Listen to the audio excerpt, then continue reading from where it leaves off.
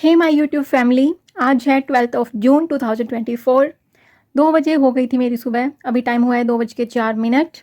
अभी मैं जस्ट पानी पिया है, उसके बाद नहा धो के और फिर मैं अपनी पढ़ाई स्टार्ट करूँगी। इस टाइम मैं आप सबके साथ सुबह सुबह लाइव आती हूँ। हम ग्रुप स्टडी करते हैं। बहुत सारे कमेंट आए थे कि ग्रुप स्टडी का टाइमिंग क्या है, ये लाइव कहाँ पे आती है और हम कैसे ज्वाइन कर सकते हैं, हमें नोटिफिकेशन नहीं मिलता है। तो मैं आपको बता दूं कि आप बेल आइकन को प्रेस करोगे तब आपको नोटिफिकेशन मिल जाएगा। सेकंड चीज़, मैं डेली आती हूँ सुबह सुबह लाइव ना, ग्रुप स्टडी करते हैं। मेरा एक मेन मोटो यही था कि जो भी हाउसवाइफ हैं किसी न किसी तरीके से वो अपनी पढ़ाई में एक बारी लग जाएं। आई नो हाउसवाइफ के साथ साथ अनमैरिड गर्ल्स भी इस टाइम पे पढ़ाई करती होंगी या फिर मेरे व्लॉग देखती होंगी। तो मैं यही कहना चाहूँगी कि पहले जितना अच्छे से पढ़ाई हो जाए तो प्लीज़ उतना कर लेना। जैसे आप सोचते हो कि आप अनमैरिड हो, बहुत सारे हर्डल्स हैं, शादी नहीं हो रही है या फिर पेरेंट्स दबाव बनाते हैं शादी का, आपको भी लगता है कि उम्र हो गई है, शादी कब होगी। कहीं ना कहीं अनमैरिड गर्ल्स के मन में ये सवाल आता है। लेकिन मैं बोलना चाहूँगी कि आप मैरिड हो, अनमैरिड हो, किसी भी एज में हो, किसी भी स्टेज पे हो, आपको हर्डल्स का सामना तो करना पड़ता है। इसलिए अभी जो प्रॉब्लम्स हैं वो कुछ भी नहीं है आपके सामने। इन चीज़ों पे इतना विचार ना करें। और आपको मैं एक और चीज़ बताना चाहती हूँ कि जो भी मैरिड हैं उनके मेरे पास कमेंट आते हैं कि सास को हमारा पढ़ना पसंद नहीं है या इन लॉज हमारी पढ़ाई करना पसंद नहीं करते, घर का सारा काम करते हैं, पढ़ाई करते हैं तो हमें ताने सुनने को मिलते हैं। सास का बर्ताव बदल जाता है जब स्टडी के लिए बुक्स उठाते हैं। तो देखिए, मैंने हमेशा ये बोला है कि आपको सबको खुश रखने की ज़रूरत नहीं है, आप सबको खुश रखने के लिए बने भी नहीं हो। लेकिन क्या ये चीज़ें एकदम से हो पाएंगी जहाँ पे आपके मन में दूसरों के प्रति ये विचार रहते हैं कि कहीं वो मेरी बात का बुरा न मान ले, मैं ऐसा करूँगी तो सामने वाले को कैसा लगेगा। तो क्या आप एकदम से बदल पाएंगे इस चीज़ को? नहीं बदल पाएंगे, टाइम लगेगा, लेकिन आपको कोशिश करनी होगी। देखिए, अगर सामने वाला भी तो कुछ ना कुछ स्टेप ले रहा है ना, वो सोच रहा है आपके बारे में कि आपको कैसा लगेगा। क्यों कोई भी नहीं सोच रहा जब आपके बारे में, तब आप क्यों सोच रहे हो? आप उनके बारे में सोच भी रहे हो, अपनी चीज़ें भी नहीं कर पा रहे हो क्योंकि आप कुछ गलत नहीं कर रहे हो, तो इतना सोचने की नीड नहीं है। आप कुछ गलत करो तब तो आप सोचो कि ठीक है भैया, सामने वाला कहीं बुरा नहीं मान जाए, है ना? आप जब गलत नहीं कर रहे, आप अपनी लाइफ में अपने लिए काम करके घर का पढ़ना चाहते हो, इसमें कौन सी बुरी बात है? आपको मैं कितना ही आज समझा लूँ, कितनी ही लाइनें मैं बोल दूँ, जब तक आप खुद से इम्प्लीमेंट नहीं करोगे कुछ भी अच्छा नहीं होने वाला। किसी के वीडियो देखने से, किसी की बातें सुनने से लाइफ नहीं बदलती है। खुद हमें स्टेप लेने पड़ते हैं।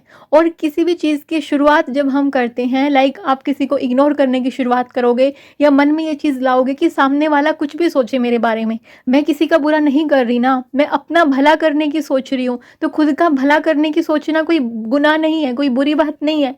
ये चीज़ें लाने में आपको टाइम लगेगा, स्टार्टिंग में आपको समझ में ही नहीं आएगा। आप शुरुआत करना चाहोगे, फिर आपके कदम पीछे हटेंगे, फिर शुरू करना चाहोगे ये चीज़ें करना कि सामने वाले को इग्नोर करना है, कोई कुछ भी सोचे, मुझे अपना काम करना है। आप ऐसा ट्राई करने की कोशिश करोगे, लेकिन स्टार्टिंग में आपके लिए बहुत मुश्किल होगा। लेकिन ट्रस्ट मी गाइज, एक बार आपने इस प्रोसेस को अपने अंदर हैबिट में ला लिया, डेवलप कर लिया, तो ट्रस्ट मी आपको लाइफ में कभी भी किसी के कुछ सोचने से, किसी के कुछ कहने से फ़र्क नहीं पड़ेगा। ट्रस्ट करना इस बात को। लेकिन स्टार्टिंग बहुत मुश्किल होगी। स्टार्टिंग में आप फील करोगे हर दिन कि कहीं मेरी सास को बुरा ना लग जाए। हर चीज़ में आप फील करते होंगे कि कोई भी काम करने से पहले कि ये चीज़ करूं कि नहीं करूं, ये काम मैं ऐसे कर दूं, ये काम ऐसे हो गया, अभी मुझे सुनने को मिलेगा, या फिर मेरी सास या फिर किसी भी मेंबर, सास का जस्ट एन एग्जाम्पल है क्योंकि सास को लेके बहुत सारे कमेंट आए हुए थे।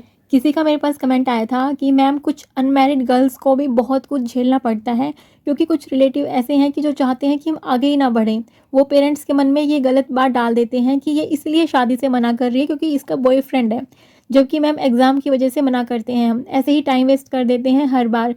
लेकिन आप सही बोल रहे हो कि ऐसा होता है, बहुत सारे रिलेटिव ऐसे होते हैं। लेकिन कहीं ना कहीं यार देखिए, हर किसी का काम है अपना काम करना, ठीक है ना? अब उनका ये काम है, वो फ्री है इस काम के लिए, उनकी ज़बान है ना? लेकिन कहीं ना आपके पेरेंट्स की भी इसमें गलती है कि वो उन रिलेटिव्स की बातें सुनते हैं। अगर आप अपने पेरेंट्स को समझाएं, अगर वो उन रिलेटिव से थोड़ी सी दूरी बना के रखें, क्योंकि बच्चे के मन में इन टॉक्सिक पीपल का ना बहुत प्रभाव पड़ता है। किसी को मैं बोल दूँ आसानी से कि नहीं बच्चे आप आराम से पढ़ो, कोई जल्दी नहीं है शादी की, और जो बोलते हैं उसको बोलने दो, कोई फ़र्क नहीं पड़ता। लेकिन बच्चों के मन में फ़र्क फ़र्क पड़ता है। तो पेरेंट्स को ये समझना चाहिए कि ऐसे टॉक्सिक पीपल से अपनी फैमिली को बचा के रखें, ऐसे रिलेटिव से हो सके तो दूरी बना लें। उनकी बातें एक कान से सुनेंगे, दूसरे से निकालेंगे, कोई रिस्पॉन्स नहीं करेंगे तो सही रहेगा। मैं तो कहती हूँ ऐसे लोगों को रिप्लाई भी नहीं करना चाहिए कि हमारी बेटी तो इसलिए शादी नहीं कर रही कि उसको भी पढ़ाई करनी है, मत करो रिप्लाई।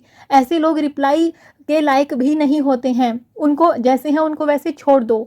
और ऐसा करना चाहिए हर पेरेंट को। और कुछ कुछ ना टाइम ऐसा आता है, देखिए जब बच्चा छोटा होता है ना तो इन्वॉल्वमेंट करवानी चाहिए बच्चों की दूसरे बच्चों के साथ में, और इंटरेक्शन होना चाहिए पेरेंट्स का भी आपस में, या फिर आना जाना ठीक है।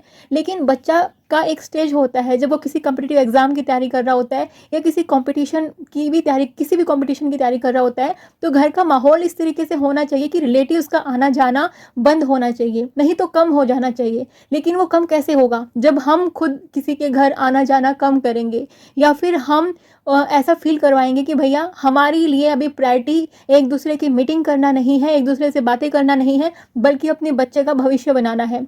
सारा वक्त सेम नहीं रहता है कि जैसे पेरेंट्स पहले जब बच्चा छोटा होता है तब आपस में इन्वॉल्व करवाते हैं अपने बच्चों को, या खुद इन्वॉल्व होते हैं गैदरिंग में, तो बच्चों के साथ साथ इतना कंपटीशन अभी बढ़ता जा रहा है, पेरेंट्स को भी बहुत सेक्रीफाइस करना पड़ता है। तो इस बारे में ना मुझे लगता है कि कहीं ना कहीं पेरेंट्स को भी इन्वॉल्व होना चाहिए, कि उनको बच्चों के साथ उस स्ट्रगल में उनका साथ देना चाहिए। जहाँ तक हो सके आने जाने वालों का, स्पेशली जो टॉक्सिक पीपल हैं, नेगेटिव पीपल हैं, उनका आने जाने का थोड़ा सा देखना चाहिए कि कैसे वो कम हो सकता है, और उनसे दूरी बना के रखनी चाहिए। किसी ने कमेंट किया था कि मैम आप बहुत लकी हो, आपके घर में सास, ननंद, देवरानी, जेठानी किसी का इंटरफेरेंस नहीं है। डियर, ये आपको अब दिख रहा है शादी के 10 साल बाद, जब मैं अपने हस्बैंड और अपने बच्चे के साथ अलग रह रही हूँ। जब मेरी शादी हुई थी मेरे हस्बैंड की जॉब भी नहीं थी, हम दोनों ने बीटेक किया था, और स्टार्टिंग में सोचा था कि प्राइवेट जॉब करेंगे अपना अपना। और मैंने कॉलेज जब मैंने फिनिश किया था अपना, तभी मेरी शादी हो गई थी। तो आप समझ सकते हो कि हस्बैंड की जॉब नहीं है, आप खुद जॉब नहीं कर रहे हो। हम दोनों मतलब उस टाइम पे फिर प्रिपरेशन करने लगे गवर्नमेंट जॉब का, और धीरे धीरे ये सब चीज़ें हुई कि हम बाहर निकले।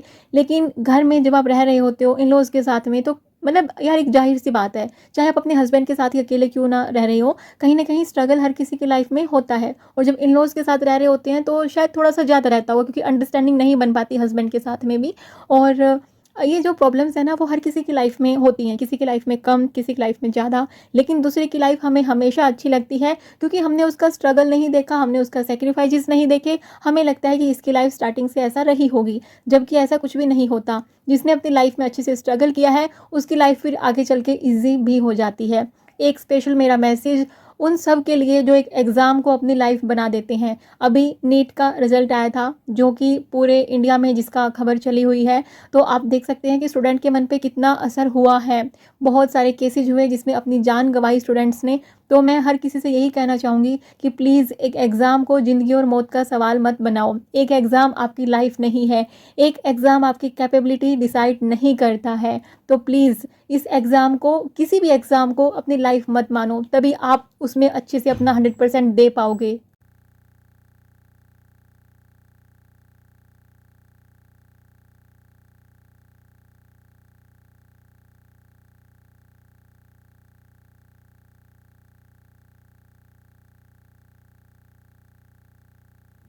मैं 6:30 पे अपना डिनर कर लेती हूँ। उसके बाद डिनर करने के बाद मैं जाती हूँ इवनिंग वॉक के लिए 10 टू 15 मिनट्स। और किसी ने मुझसे कमेंट किया था कि आपकी लाइफ तो बहुत ईजी है, आपके पास 2-2 हाउस हेल्पर्स हैं। तो मैं यही कहना चाहूँगी डियर, आप भी अपने पैरों पे खड़े हो जाइए, पैसा कमाइए और दूसरों को रोज़गार दीजिए। आप भी ऐसा कर सकते हैं। कभी अपने आप को दूसरे को देख के डिमोटिवेट ना होने दें कि दूसरा ये चीज़ इसलिए कर पा रहा है कि उसके पास फैसिलिटीज़ हैं, बल्कि खुद को ऐसे मोटिवेट करें कि मुझे खुद ऐसा बनना है कि मेरे पास भी ये सब फैसिलिटीज़ हों। क्या पता दूसरे वाले ने भी इतनी मेहनत की हो जो ये सब उसके पास फैसिलिटीज़ आ पाई, और हम भी इतनी मेहनत कर सकते हैं। तो खुद को हमेशा डिसिप्लिन रखिए, मोटिवेट रखिए।